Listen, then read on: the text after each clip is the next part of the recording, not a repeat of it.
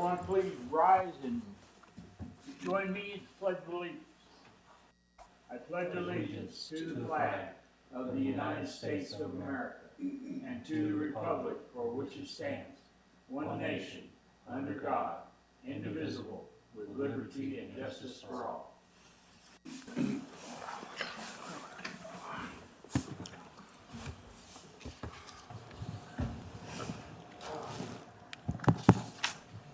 Mr. Myers. Yes, sir. Roll call, please. Of course. Commissioner Stinson? Present. Commissioner Bernstein? Here. Commissioner Montano? Here. Commissioner Bacon? Here. Commissioner Mayers? Vice Chair Scott? Here. Chairman Metcalf? Present. We have a quorum, Mr. Chairman. Thank you.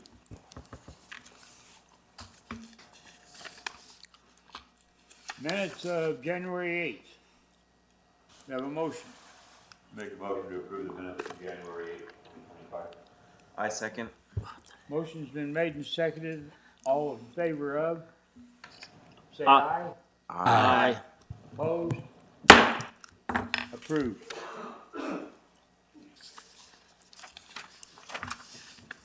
New business.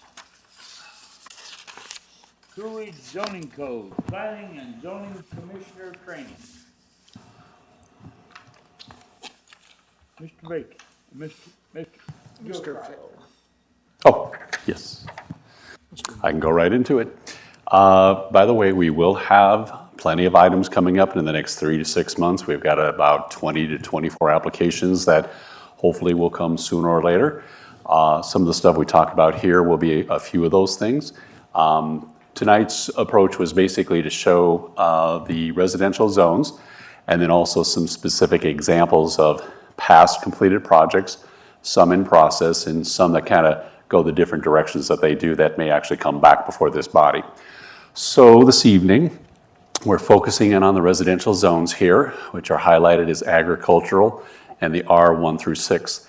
At a later time, we may come back when the time allows to do some of these other categories, but tonight we'll just concentrate on these. So our very first one, the agricultural zone, just to basically keep it straightforward, is just that, pretty much agriculture, and the next highest use is usually residential. Now, it also is the holding classification anytime that we have a new annexation if it's not designated as something else, just as some other information. So in this case, we have a couple of nice looking houses with available land around it.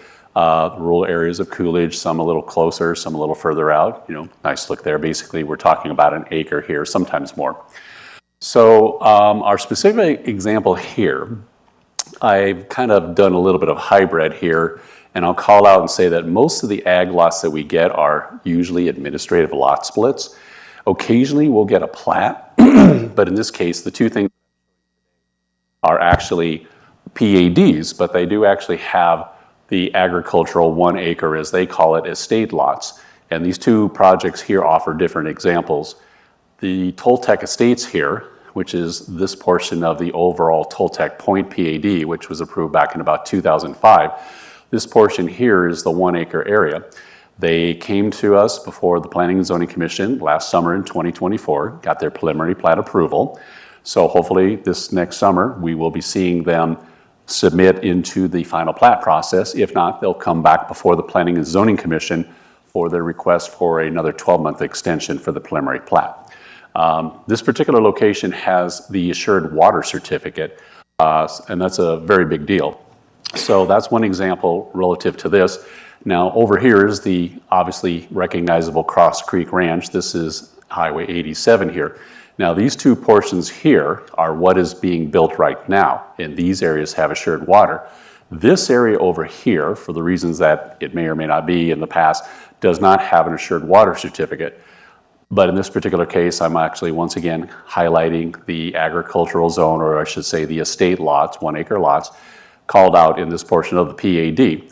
And that's of interest too, because as the legislature continues year after year, and maybe this year, to talk about how they may figure out a way to transfer water credits from agricultural to residential or something like that, this may later become something that is proposable in a way that can be platted in something that would come before the body here. So that's one of the reasons I share that. Phil, Yes, can I ask a question? sure. You mentioned the pad, the PAD. What's the benefit of that? The benefit of the PAD? Right. The benefit of the PAD, and by the way, we have over 40 of them in total, in one status to another. It's about maybe half with assured water, portions of them, some don't. It's basically to encourage a mixed land use component so that you have different components of the R1 through the R6 that we're talking about here. More often than not, they'll have some R1, R2s, some multifamily in there with the R3 and R4.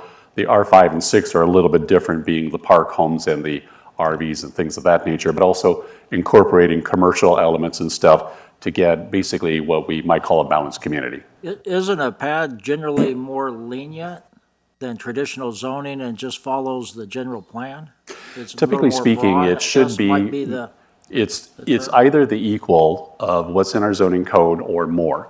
And typically, it actually does encourage the opportunity for greater amounts of open space, circulation, and coordination relative to utilities, so. Hello, how you doing? Yeah, I thought I'd jump in. To answer your question, the biggest thing on a PAD is it gets you flexibility. So when you look at straight zoning and, then like you do in parts of that side of the boulevard around Pima and Roosevelt, all those, if you notice, they're just straight lines of houses. There's no open space in there unless the city builds a park. And usually the city owns that park. In a case of PADs, it's usually a developer that's trying to do some things. So what the city does, and all cities do with PADs, is we may say, a PAD requires 15% open space, and that's a minimum. We can adjust it back and forth, but it's usually 15% minimum or more. At least it's 15, right? Yeah. So we could say we want to see a lot more landscaping, open trails. We want to see a dog park. We want to see these things. In exchange for that, we will let you increase density to a certain amount, a little more than what's normally allowed in the zoning. So the PAD allows you some flexibility to ask for things that you normally wouldn't. And so the PAD also allows you to mix commercial with some residential. Usually in planning, the high traffic corners are commercial, and then you have usually apartments around that, and then you have houses. So it's a buffer between the commercial and the higher density and then the houses. So you don't want, if you can help it, you don't want the larger lot residential right up against a commercial area. But it happens because cities are older and the older parts of town, that's just what you got. You got boulevard, traffic, and you got an alley, and then you got residential. That's just how things used to be done. But the PAD allows you more flexibility to get things from the PAD. If you go straight zoning, then you can't ask for that. You'll say, okay, they'll say, well, when's the city going to build parks, and when the city? So this puts it on the developer, and they're required to do that in order to get that. And usually there's a lot of times, if it's something we haven't annexed yet, could be a pre-annexation development agreement where we put that in an actual agreement, and they're required to do that. And so if we have straight zoning, which is, if it's a small parcel and there's really no room to do anything, that may be the way to go. But on larger pieces of land, and we have, I think, the P&Z established a minimum of size. You have to be at least 10 acres or more, right? Is that, remember when we had a minimum PAD size? Yes, it is that size, Yeah, yes. because we had proposed to go down to 5 because we thought it would be useful in some small areas where we could control it better with the PAD, because you can establish what goes in and how we control it. Straight zoning, you don't have that option. You just zone it, and then whatever's in the zoning code, that's what they can build. And we can't say, we want this, or we want that, we want that. PAD, you can. So it's just a way to, that's why it's used by so many communities. Gives you more options, and then you can request things that normally you wouldn't get to.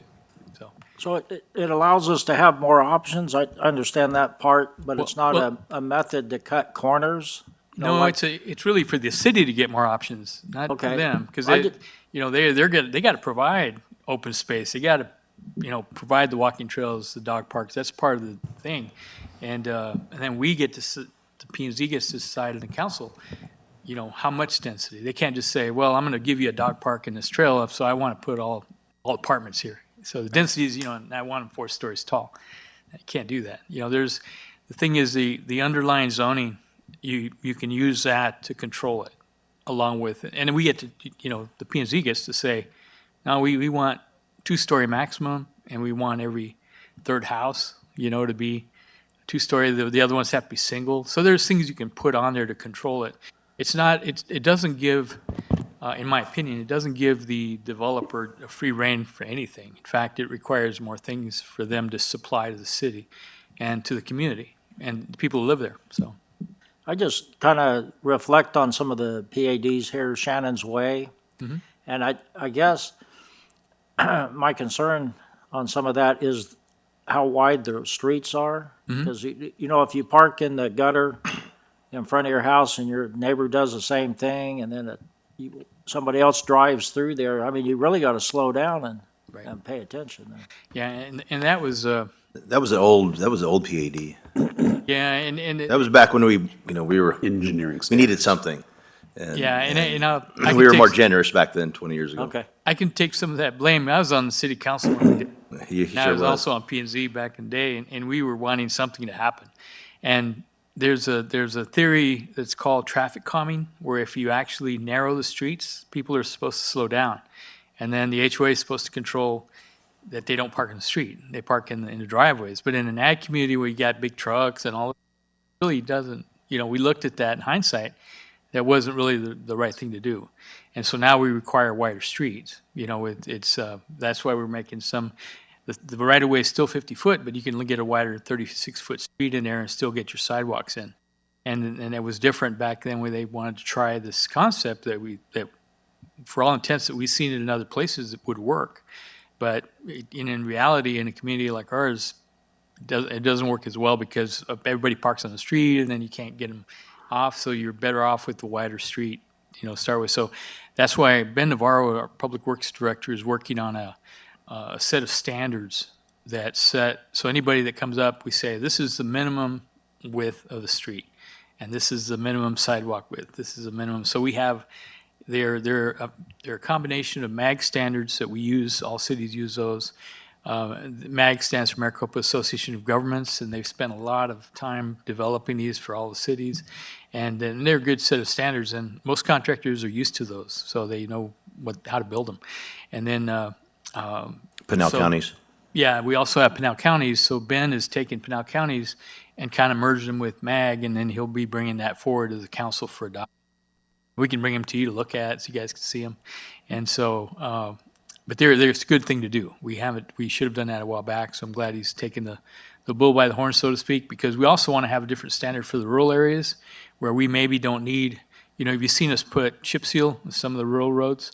That's an accepted standard, but it's not in our standards in the code. We allow it because it's done throughout. And then we'd even do chip seal in the city in some of the streets because it's a good product as long as you do it right and you do good subgrade. And, you know, that's something we learned. And if we had the codes stronger and require more subgrade, then we can make them do, you know, better roads. And so that's what we're working on right now. And it's, so we'll be bringing that forward. So I hope that answers the question for all of you. Kind of helps understand what a PAD is versus straight zoning.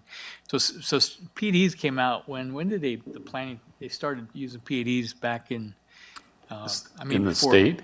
Yeah, no, all over in the whole country when it started. Well, concept here in of PAD. Arizona, they started as area plans by the legislature in the 1960s, evolved into the PADs in the 70s and 80s. Is that when they started paving the streets? Is that what we're talking about? No, and they used to they called planned area developments, planned, they got PUDs different names sometimes. for them, PUDs. Sometimes.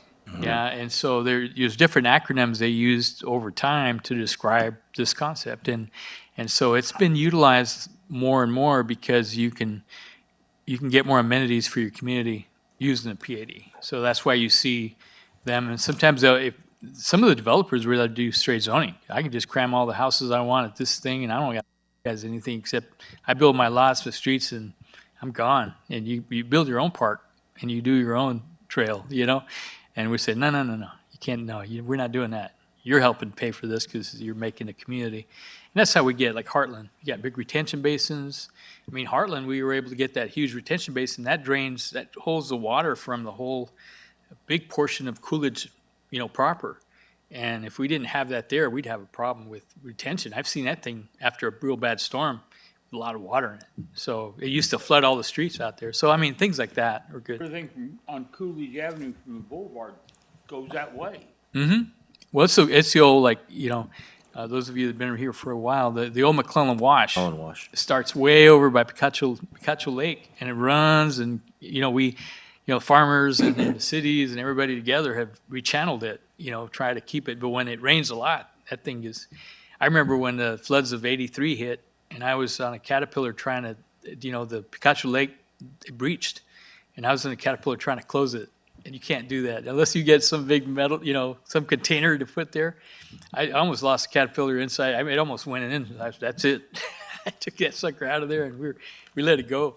And it wasn't too bad, but it followed the old McClellan Wash. It comes right through the city in the southern portion and goes out and comes out near Skousen and Coolidge. Across there, goes out, and then follows all the way down and comes out near the trading post, going to Chandler.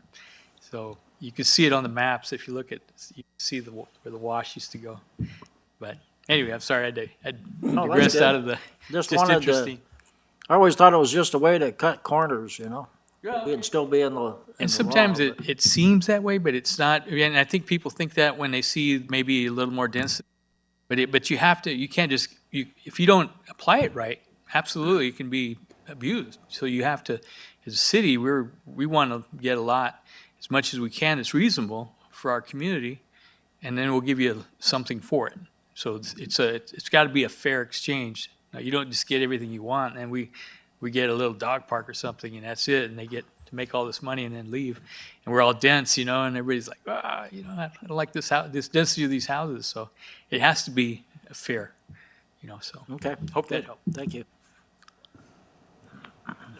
Oh, it's up to you. All right, good food for thought. Several of the things coming up in the other districts do reference the PAD, but if I may suggest, as I go from the R1 to R6, they show a distinct relationship of the zoning district to the project and sort of a status of where it is and where it's not, to convey that all the way through. So definitely write those questions down or keep them in mind, but let me go ahead and do that portion so that you can see the relationship altogether. So our second one is our single-family residential zone of R1. The easiest way to break this out is that its typical width of lot is about 70 feet or more. In this case, you can see some examples up in Cross Creek. They're not always 70 feet. There's a mix in the PAD. And here is an R1 area in the traditional Coolidge neighborhood downtown area. Our specific example here, the next two ones, are actually projects that were here about 8 to 12 years ago, and they've been completed. Once again, a status of just kind of showing the relationship, in this case, the R1 district. Here we have this community just south of Coolidge Avenue, as it calls out, 112 units on 26 acres. It's fully built out, it's completed. You can see the examples of the specific streetscape here. You can see the width of the lots here in relationship to what the R1 district calls out to see what, once again, what the streetscape looks like. So as we progress on to R2, R2 is very similar to the R1. Its width is less than the 70 feet and other parameters. Most of the areas for the R2 are in the traditional neighborhood areas. Not quite as wide as the R1, but you can see how the streetscape looks nice here. A little bit of less real estate, but some nice front yards and some side yards and things of that nature. Another specific example of something that's been completed, just south of Vikian Road, we've got the village at Coolidge here. You can see the completed community here in its entirety, 51 units on 13 acres. Once again, a couple of street photos showing the streetscape here. And even in the R2, you can see, depending on the house style and stuff, you could easily get a nice looking house with some frontage of the livable space, even with a 3-car garage here and stuff. So it could look very nice. As we move on to the R3, let me back up on one quick thing. The R2 is not just the single family, but the duplex residential zone. Without too much detail, depending on the zoning and the building standards, it is possible to propose a duplex within the R2, but it has to fit the parameter of the size of the lot and how the structure would be built, but that's a whole other thing to talk about. When we move over to the R3 district, you can see we are moving fully into the multifamily residential zone designation. In this case, a couple more areas. This one's just actually straight down the street over here. I just call it Coolidge neighborhood, and another location here. This actually is one parcel here, but it's two different structures here that look like single family. So it's actually two dwelling units on this one parcel here, which is one of the parameters of the R3. So you can have kind of a medium to low density to obviously an increasing density. And the R3 is kind of, as it calls out, in the medium kind of category. Our specific example here, which was something that was before the Planning and Zoning Commission in 2022, this is the Coolidge Commons project down at the end of Jefferson Street. The softball complex is over here. You can see the buildings and the units and the fairly nice site plan that we worked out with them. Once again, 16 units on 1.3 acres. Major site plan was approved by this body in 2022. They did have some building and engineering plans with it and made some submittals, but no building activity has occurred as of yet. That's one of the statuses that sometimes happen. And as we go through the R4, 5, and 6, you'll see the various statuses of things, how they can kind of move forward or they kind of hold in a pattern, or sometimes it's sort of like they go to. So this is a very, Before you go on, Yeah. I just want to add, just so you know, on the zoning maps, if you look at Coolidge, everything west of the boulevard that's residential is R1. Almost everything to the east of the boulevard is R3. So you'll see some duplexes go in, some larger lots on this side of the boulevard. And because they fit and it's good use of the land, it's vacant, we need, more housing. So you'll see somebody like a developer that builds infill, and I'm glad because the one that's doing a lot of these homes, they sold all their stuff in somewhere else and brought it to Coolidge. So I'm like, yeah. So anyway, that's a great thing. So anyway, I just wanted to point that out. So you may see, more duplexes or things on this side of the boulevard, and that's why, because the zoning is R3 and R1 is on that side, so it's less dense, and that's where you see the larger houses. So that's why you have that. But it's kind of interesting. That was done a long time ago, and it's existing. So once the zoning entitlement's in place, you have the applicant, if they want to change it, they apply to change it. But you can't, as a city, if you go in and try to downzone it for the density, you can face a 207 lawsuit that our attorney would say is not a good thing because you're taking value away from that property. So in R3, you could put a duplex, but in R1, you can't. So if the city all of a sudden decided, we're tired of these duplexes, we don't want to do that, and I say, well, wait a minute, I bought this property as an investment to put a duplex in, and now you're telling me I can't do that? Well, that means my property is only worth 50% of what I paid for it. So guess what, city of whatever, you're going to pay me for that. And then that's how it works. They go to court. And that works for commercial property, industrial property, and all that. Once the entitlement's in place, unless the applicant applies or there's another really good legal reason to do that, usually you change zoning because they apply for it. So anyway, just want to clear that up so you know a little history of the city and why certain things happen in a certain way. Just want to add that. Thank you. Anyway, since this was 2022, if they come back with the proposal as it exists or want to change it a little bit, it would need to go through the major site plan process. So this would come before this body again, as will some of the next examples in the couple of districts coming up. In our R4, this is where we've gone to our highest developable zone for multifamily. In this case, we've got a couple examples of the Desert View Apartments. You can see there are two-story structures here, a little bit of space in between them. And then as we progress across the street to the Casablanca Apartments, you can see that basically we're going up to 3 stories here, which is basically the intention of the highest density within the multifamily. Kind of like the PADs and stuff, when we see things like this, it's nice to see a heavily amenitized development like this with a pool here, the workout clubhouse kind of thing with the amenities that are in here. So these are the kind of things that we would be looking for, hoping that a project would propose these types of things as they increase in their density or their willingness to actually provide that type of product. So our specific example here is one, same thing that had been before the Planning and Zoning Commission. This is Sonoran Village. Some of you may remember it, some may not. But this is Coolidge Avenue. This is the railroad track right here. This was 540 units of 1, 2, and 3 bedroom apartments on 24.7 acres. Now, this major site plan was also approved in 2022. However, they did not follow up within that 12-month period to submit their building and engineering information. So once again, like the other project, if they would be wanting to make use of the project as it was proposed or make changes or something even entirely different, they would need to come back and do the major site plan process. So this is just a little zoom in just to show some of the units were attached, detached. You can see some elevation product here that was provided by the architect.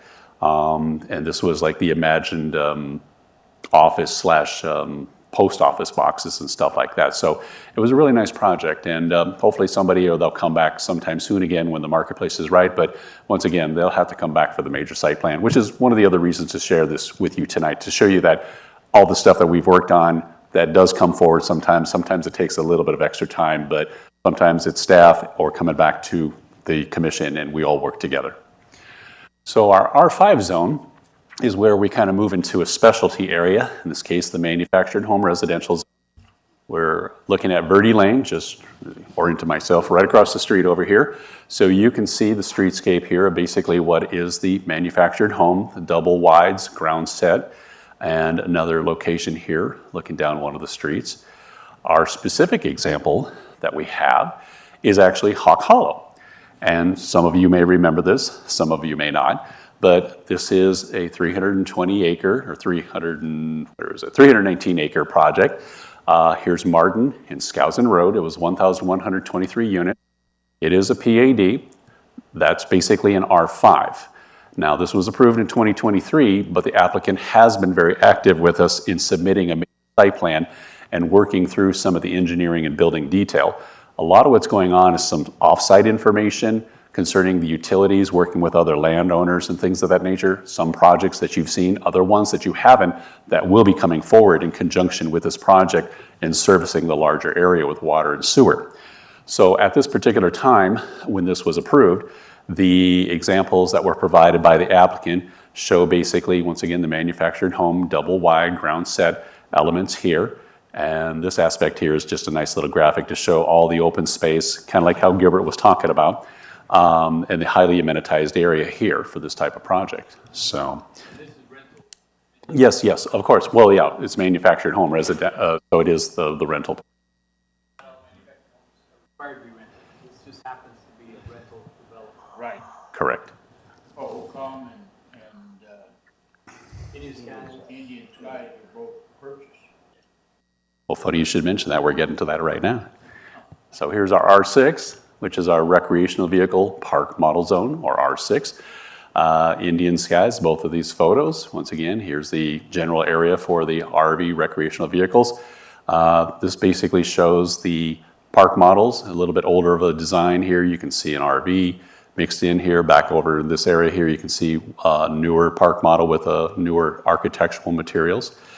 And the specific example that we have in this case is, if the thing will work, was something called Copper Sky. Now, this was originally approved. This is the recreational vehicle park model zone R6. This was approved back in 2014 as a PAD. It is essentially the R6. This was 592 units on 75 acres.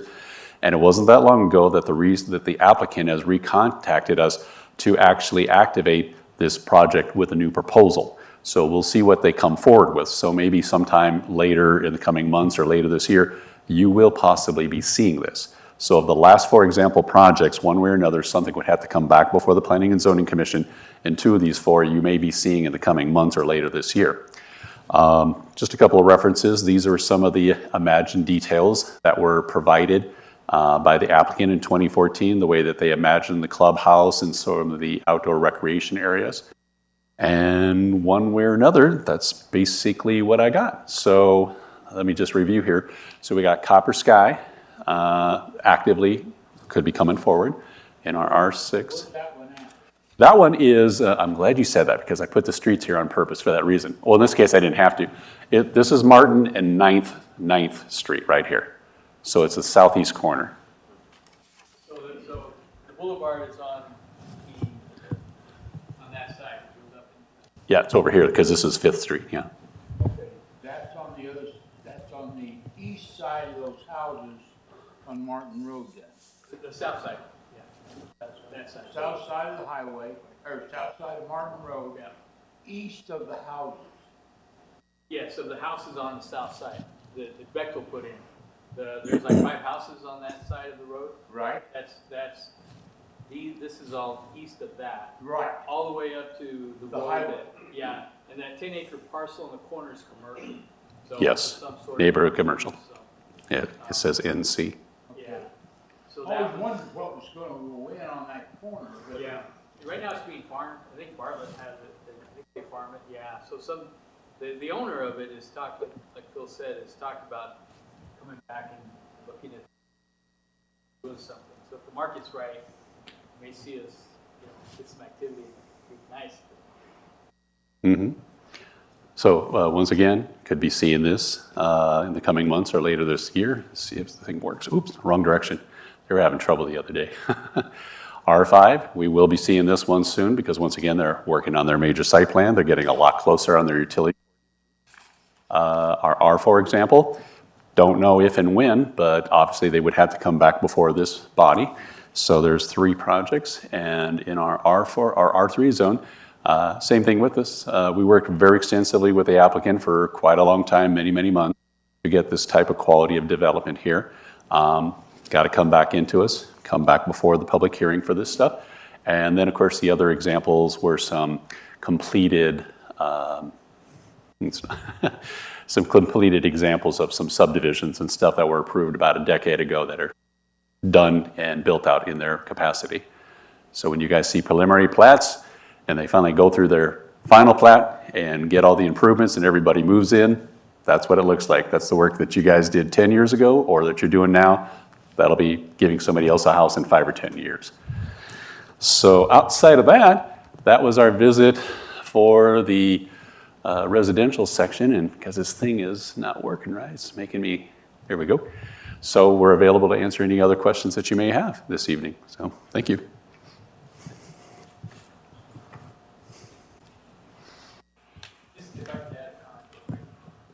I apologize. I keep thinking of things maybe that'll help understand. The difference between, and they look the same, but if you notice the rental Hawk Hollow units, they're pretty decent sized units, even though they're manufactured home. But the difference is on this property, when Phil mentioned a little bit about water rights, in order for in Arizona to sell a piece of a house on the lot, you have to have a 100-year assured water supply. And that's why Phil kind of mentioned that they're working on creating an ag to urban is what they're calling it. An ag to urban concept of being able to, for those that own land and want to convert the ag land for whatever reason and to housing, there's a formula they're working on, which hasn't passed as a law, but they've been working on it for quite a while. And that gives, because right now you can't convert ag land water to residential water. So it's strictly for ag. And so this is an effort to be able to give property owners a right to use some of that water to build houses if they want, maybe on part of it or something. And so like Hawk Hollow, they don't have 100-year assured water, but they can develop it because Arizona Water has the capacity to develop as rental housing. So what we've told a lot of the ones that come up, they think, well, rental housing, I'm going to squeeze them all together. We say, no, if you're going to be near a regular subdivision, it's got to look like a regular subdivision. We don't want that kind of density. And there's a place for a more dense property somewhere. But sometimes, like say we're talking an area that has single-family homes on one side and single-family homes on the other, we'd probably want, and we would push and recommend to you that what should go here would be the same lot sizes. Even if it's rental, the best scenario would be you can't tell the difference. It looks just like a regular house and regular lot, and that's a good product. You know, it's rental, and people do that anyway when they buy a house and they rent it out to somebody. In this case, it would be a rental property, and the concept is it's all owned by one entity. So while it looked like separate lots, they're not. Like, this is all one piece. Spaces. And it's owned by one company that manages it and takes care of it, kind of like, you know, Ocam Village. And whereas Heartland is, you have all the different lots and you have an HOA, and then the city rules too. But those you can sell and sell to somebody else. In a place like this, you can probably sell the unit and swap it out, but the land underneath is owned by a company that owns this whole property and manages it. So that helps as far as the city, because now when there's an issue of land use or somebody's not picking up the trash or whatever, the management company deals with it, and the city does not. So we can, but it's better to have. It's like a big apartment complex almost. So anyway, just want to share that the difference between when you talk about water and you see different people come up and say, "Oh, we want to be a rental community here." Usually, it's because they want to. It looks like a regular housing development, but it's the water that changes it.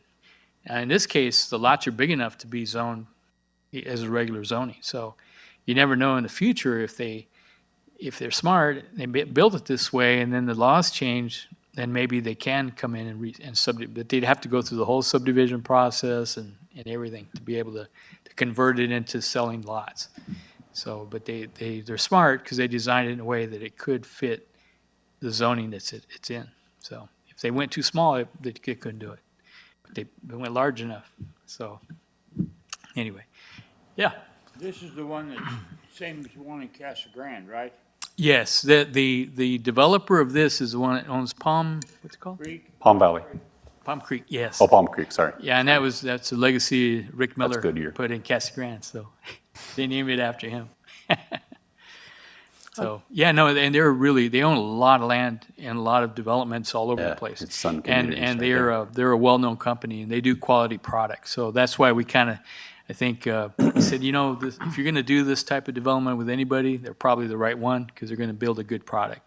So as Phil said, they're working right now through getting their water campus established, because Arizona Water is the one that's providing water. So they're teaming up with some of the other development, Landmark 2, 3, and 4, also Landmark 9 and 10 across the street, and this together to kind of pool the resources and build a water campus so that it'll serve all these. With Arizona Water will be the one that sinks the wells, and it's really interesting, the process. You know, they can, when they buy these lands, sometimes there are existing water wells on this. So sometimes the well itself is not something you just want to start up and you can't use it for domestic water, but you know, state law allows a utility company within 300 feet around that existing well that can sink another well that's a domestic well quality. And those are about $1 million, $2 million to put those in, because they have to meet all the requirements. You're providing water now to the public. It has to have treatment for arsenic or anything else that might be an issue. So it's pretty interesting process. So we work with those guys on that. We meet with Arizona Water once a month. And talk about projects and how they're doing in the community, their water treatment. And then down south, we meet with Global Water once a month, see how they're doing in iPads with Nicola and Procter & Gamble and all that. So down there, Global provides sewer and wastewater treatment and water. Up here, the city provides the sewer and the treatment and all that, but Arizona Water provides the water up here. So the dividing line is really 287. And so the north, Arizona Water, the south is Global Water. So they have franchise agreements. So he's looking at me like I'm going off the topic a little bit. I think I'll go sit down now. I got a question for you guys. I serve on a local groundwater committee, started in 2016 or whenever it was. And there is some concern that we don't have enough groundwater because we don't get the recharge like we should. In 2016, the aquifer that we all pull out of recharged 90,000 acre feet. which seems like a lot, but we pump 400. So between the farmers and the cities and things of the nature. And there's some safeguards when the aquifer gets down to a certain level. I think it's 1,100, then ag wells turn off. But when it gets down to 1,200, then city, everybody else has to turn off. I mean, there's recharge things that cities do that farmers don't and things of the such. But I guess my question is that this property here doesn't have a 100-year certificate, but there's a loophole that you can go around that because it's a rental property. And my question is, should we keep looking at these loopholes so we can grow our town? But there's enough water there for everybody. Somebody, agriculture, whoever doesn't have to step out, or cities. But, over the course of time, probably not our lifetime, but maybe our grandkids, that might become a concern. So I'm wondering, even though it's legal to do that, is that really something we want to be famous for? Yeah, that's fine. And I can chime in just because I'm familiar, because they're popping up everywhere. Every city, every town is going through the same issue where you don't need a certificate of assured water, you just need a will serve letter. So you go to Global Water or Arizona Water and say, I want to build this community, 500 units, will you provide water service? Every zoning code that I'm familiar with says you need to get a will serve letter. They get it. That means they've complied. We can't use that as a basis for denial. We can look at changing the code, but as far as I'm concerned, I don't think anyone's done that yet.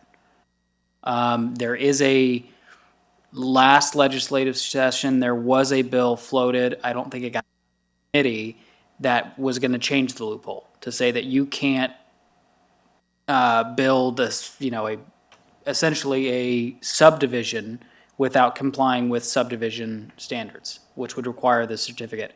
I'm not sure if that's going to come back up again this year. I would assume it does, because they're moving forward with a bunch of housing bills again. But staff can look into changing our code to require a certificate, but I'm not sure. Yeah, I'd have to look into whether or not we can. I'm just curious, it's not going to happen in my lifetime that we're going to run out of water. However, we've only had 1/10 of an inch of rain since Right. October. That's kind of a concern there.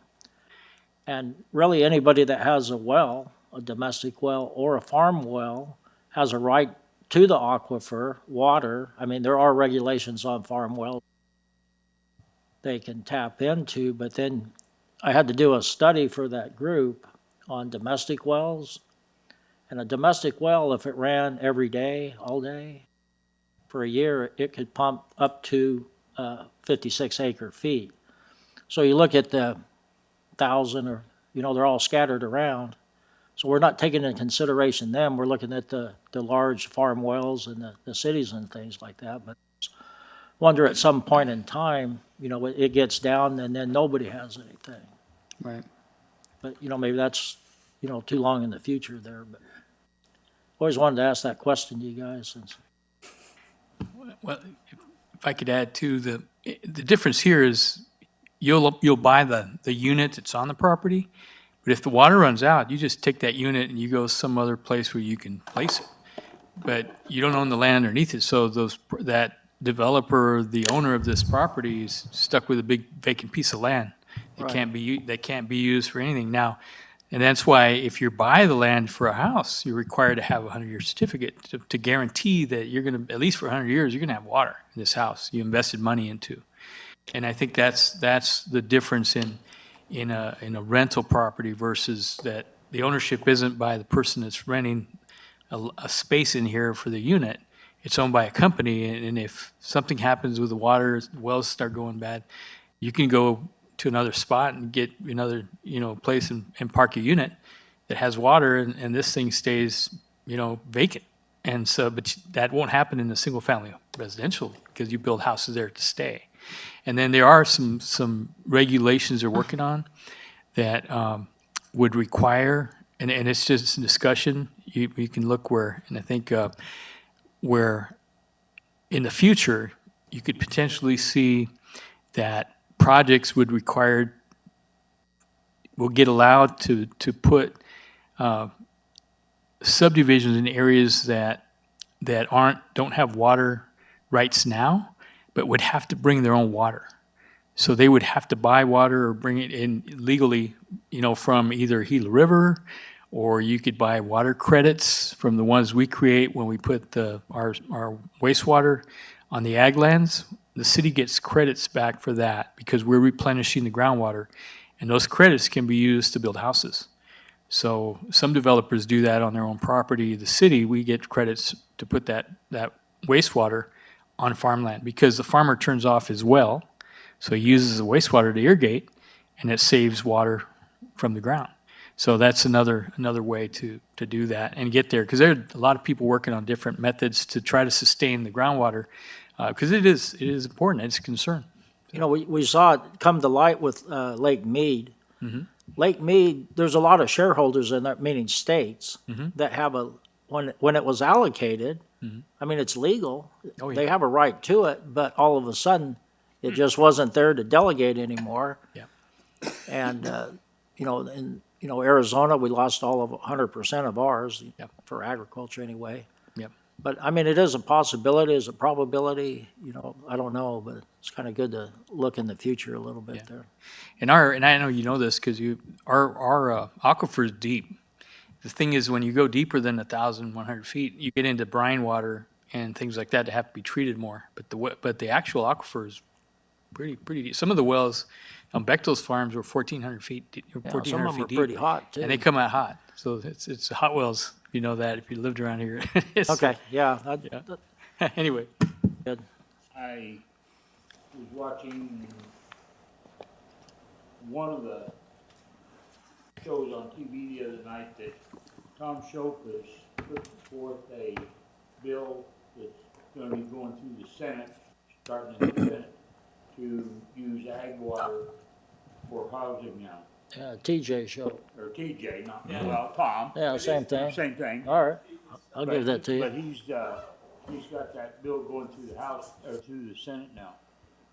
And, we'll see where that goes to. Maybe we'll get that ag water converted over to house water and, Yeah, that'd be good till you go to the grocery store and nothing's on the shelf. yeah.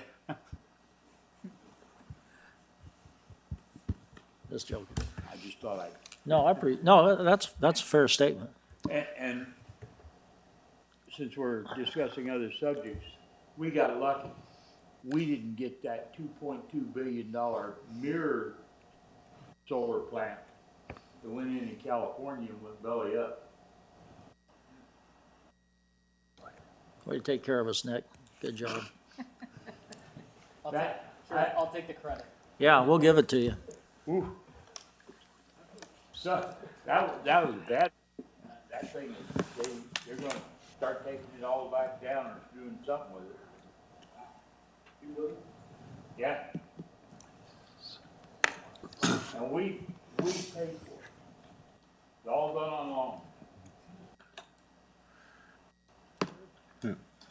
Mr. Chairman, We're bankrupt. what I would like to do is I'd like to commend the staff for getting together, especially on the roadways, of making that standard across where it's equal to everything else. I've seen so many of the subdivisions.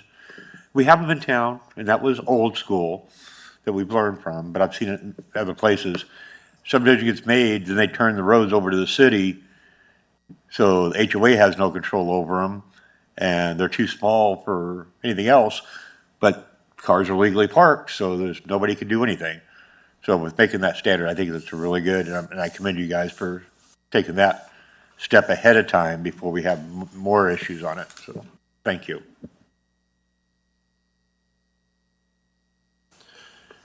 Any other questions? We have Wendy's coming along, doing really well.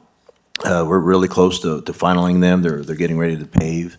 Coolidge Gateway is real close to paving their entrance there, off the boulevard. So, they're already chomping at the bit to get their permits going. So we'll have about 100 plus homes, going in. Last week, we applied for about $7 million worth of grants, federal, they're all federal grants, raise grants and bill grants for different roadways and projects, at the airport. So we're trying harder to get all the federal money we can and really save a lot of the money that, that otherwise would, go there, Any other projects, Gilbert, you want to bring up? We have some in process. Filiberto's, we're waiting for a foundation. Yeah, we're still waiting on some of those, I wish they'd hurry up and get ABC them. 123, they're moving forward. Daycare.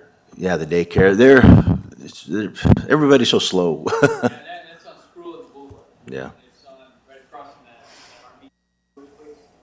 Supposed to build, and right now they're located in the Sacred Plaza. Yeah. So she wants to. Vicky Neal. It's all the designs, we haven't gotten all the plans yet. No. No, I no. had an issue with It's, the architect. yeah, they're kind of coming and going and getting it. But we help them out. We'll see more projects on the boulevard. We'll see once you get some other things happening, we're re-engaging with the Marriott. And so Yes. we're talking. Can we talk about that? Yeah. Yeah. I want to start this back up again. I think he came over and saw, we made him clean that front part where it was. It was a new subdivision back to it says, this is subdivision, it's good stuff, right? And he saw Gateway going. Yeah, Yeah. he saw that and went, oh, wow, maybe I should build my hotel here now. So hopefully we'll get something going. It's encouraging at least. We call it Burger King again. Yeah, we called Burger King and actually talked to the owner. They own the land, they own all the equipment. He's waiting for the right time because of their model, how they do things. He said, we're watching Coolidge very closely. When it gets the right time, we will come. He says, I got a call from the owner of the franchise. He owns 400 plus of these things. He said, his name's Shane, and he said, I wanted to call you myself to tell you why. And because I've got one Burger King, he said, in the market that it'll take me 19 years to make $1 profit. We're very careful on how we go out, and and so that was interesting. I talked to him about half an hour. I told him how the city's doing, and so hopefully he'll take a trip out here to see all those things we're doing. Maybe we'll get a walk. So that's my hope. And then we're still working on, hopefully we'll get a sit-down restaurant. We have software we can reach out to these guys. I know everybody's been wanting to see something like that. Know that, we're trying to get all different new co-calls. Like a sailor.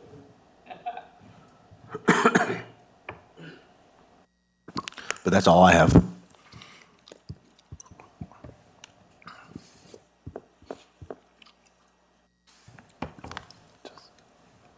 Did you want to do a call to the public?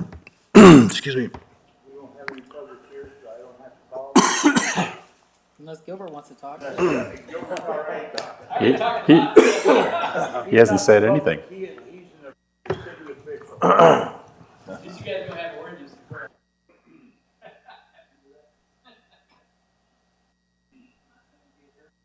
Okay, motion?